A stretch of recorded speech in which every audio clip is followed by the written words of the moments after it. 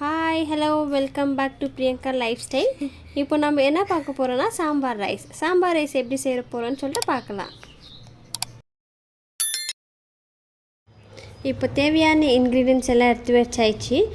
So நம்ம cooker heat பண்ணிக்கலாம். Heat பண்ணி கொஞ்சம் லைட்டாக கீ போட்டுக்கணும். இப்போ கீ பிடிக்காதுங்க ஸ்கிப் பண்ணிக்கோங்க, ஆயில் போட்டுக்கோங்க. ஏன்னா கொஞ்சம் பேர் கீ பிடிக்கும், கொஞ்சம் பேர் கீ பிடிக்காது. ஸோ தேவையான அளவுக்கு ஆயில் போட்டுக்கணும்.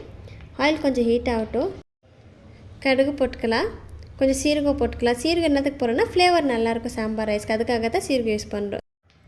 கருப்பில், பச்சை மிளகாய், காஞ்ச மிளகாய், உங்களுக்கு காரம் எவ்வளோ வேணுமோ அந்த அளவுக்கு நீங்கள் யூஸ் பண்ணிக்கலாம். இப்போ 10 பல் பூண்டு போட்டு நல்லா வதக்கிக்கோங்க. இப்போ வெங்காயம் போட்டு நல்லா வதக்கிக்கோங்க. நல்லா வதக்கிட்டு கொஞ்சம் தக்காளி போட்டுக்கோங்க. தக்காளி போட்டுட்டு சால்ட்டு மேலே போட்டுக்கோன்னா அது கொஞ்சம் நல்லா ஸ்மாஷ் ஆகிடும்.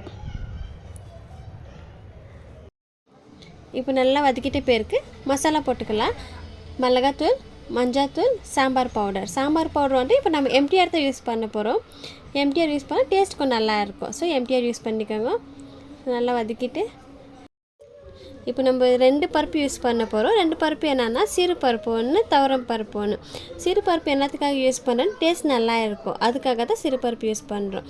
ஸோ அது நம்ம போட்டு நல்லா வதக்கிட்டு இப்போது நம்ம நூக்கல் போட்டுக்கலாம். நூக்கல் போட்டு ஆகணும்லாம் இல்லை, உங்கள் இஷ்டம். போட்டாலும் பரவாயில்ல, போடலனாலும் பரவாயில்ல. நூக்கல் இன்ச்சின்னு சொல்லி நூக்கல் போடுறேன். சப்போஸ் உங்களுக்கு வேறு எதனா வெஜிடபிள் போடனாலும் கேரட், பீன்ஸ், பட்டாணி அந்த மாதிரி போட்டு நீங்கள் எது வேணால் வெஜிடபிள் போட்டுக்கலாம். ஸோ இப்போ நான் நூக்கல் போட்டு நல்லா வதக்கிட்டு இந்த சாம்பார் ரைஸ்க்கு நான் 6 கிளாஸ், எப்பவுமே 6 கிளாஸ் தண்ணி யூஸ் பண்ணுவேன். மேலே கொஞ்சம் கொத்தமல்லி போட்டு கொஞ்சம் நல்லா கொதிக்கிட்டோம். நம்ம மூடி க்ளோஸ் பண்ணி வச்சிடலாம். பருப்பு கொஞ்சம் நல்லா வேணும்னா நம்ம அட்லீஸ்ட் ஒரு 3 விசில் வைக்கணும். 3 விசில். இங்கே பாருங்கள், மதியானம் ரைஸ் செஞ்சேன். எங்கள் மம்மி சாப்பிடவே இல்லை, அப்படியே வேஸ்ட் பண்ணிட்டாங்க. ஸோ வேஸ்ட் ஆயிடுச்சுன்னு சொல்லிட்டு நான் ஃபீல் பண்ணாதீங்க. ஃபீல் பண்ணக்கூடாது தான் இந்த மாதிரி ஒரு ரைஸ். சரி, சாப்பாடு போட்டுக்கலாம். எவ்வளோ பேர் வேணுமோ அந்த அளவுக்கு சாப்பாடு போட்டுக்கோங்க, போதும். ரைஸ் போட்ட உடனே க்ளோஸ் பண்ணிட்டு இன்னொரு 3 விசில் வச்சு டோட்டலாக 6 விசில் வைக்கணும். அடங்கிச்சு. இப்போ நம்ம ஓப்பன் பண்ணி அது வெந்துச்சு என்னன்னு பார்க்கலாம்.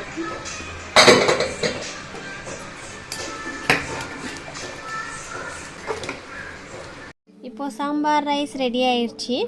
இந்த சாம்பார் ரைஸ் எங்கள் வீட்டில் வீக்லி 3 டைம்ஸ்னால் பண்ணிவிடுவோம். ஏன்னாக்கா எங்கள் வீட்டில் எல்லாருக்குமே ஃபேவரட் சாம்பார் ரைஸ் தான். இப்போ மேலே கொஞ்சம் கொத்தமல்லி போட்டுக்கினா ஃப்ளேவரும் நல்லாயிருக்கும், பார்க்குறதுக்கு அழகாக இருக்கும்.